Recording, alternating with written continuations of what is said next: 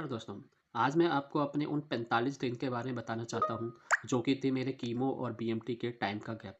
और जो टाइम का गैप वो ना अपने आप में बड़ा पेनफुल होता है, मेंटली बहुत ही एक प्रॉब्लम क्रिएट करता है बिकॉज़ उसमें हमारे पास अलग-अलग तरह के ख़्याल आते हैं कि क्या होगा, कैसे होगा और क्यों हुआ। लेकिन आपको उस समय भी हार नहीं माननी है और उस समय जो मेन चीज़ होती है हमारे जो हॉस्पिटल होता है वो सारे ब्लड टेस्ट, सारे आपके टेस्ट करवाता है जिसके अंदर आपका पीटी स्कैन, आपकी बायोप्सी, आपका लंग्स, आपका लीवर, आपका हार्ट, आप समझ सकते हैं कि फुल रिव्यू होता है आपकी बॉडी का including your eyes, years, throat everything.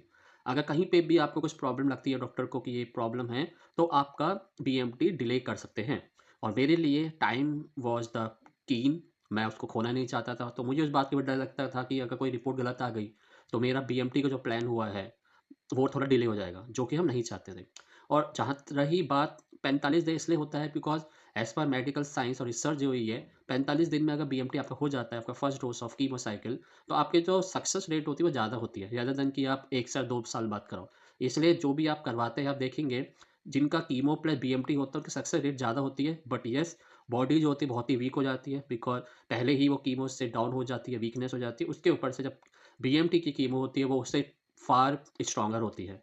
तो उस समय आप देख सकते हैं कि कितना झेला होगा मैंने, बट वही है कि उस समय वो टाइम होता है जो निकल जाता है। You have to face it. और एक और चीज़ आप देखेंगे उस समय जो पैसा बहता है वो पानी की तरह बहता है। आपकी दवाइयाँ जो आएगी कीमो के बाद की घर पे और आपकी जो बीएमटी के बाद की आएगी, आपको पता ही नहीं लगेगा पैसा कहाँ जा रहा है। आपका पूरा दिन भर हैंड में दर्द होगा बिकॉज़ कभी यहीं से खून निकलेगा, कभी आप यू वोंट बिलीव एक बार मेरा लेग से भी निकालने की कोशिश करी गई थी ब्लड सैंपलिंग बिकॉज़ हैंड में दोनों हैंड में मेरे उनको नस ही नहीं मिल पाई थी। तो ये सारा पेन आपको झेलना पड़ेगा बट येस, आपको मेंटली स्ट्रॉन्ग रहना है और वो थोड़े टाइम के लिए है। It hardly take 3 to 4 month to recover your body. और आपको हार नहीं माननी है। आपका मोटिव सिर्फ़ यही है, मुझे ज़िंदा रहना है, मुझे इसको हराना है। जहाँ पे भी आपको वीकनेस लगी, आपको दोबारा उठना है। आप उल्टी करनी है, आपको उल्टी आएगी, आप करते रहिए, लेकिन आप प्लीज़ कुछ ना कुछ खाते रहिए। वो ही एक उसका तोड़ है उसको मारने का।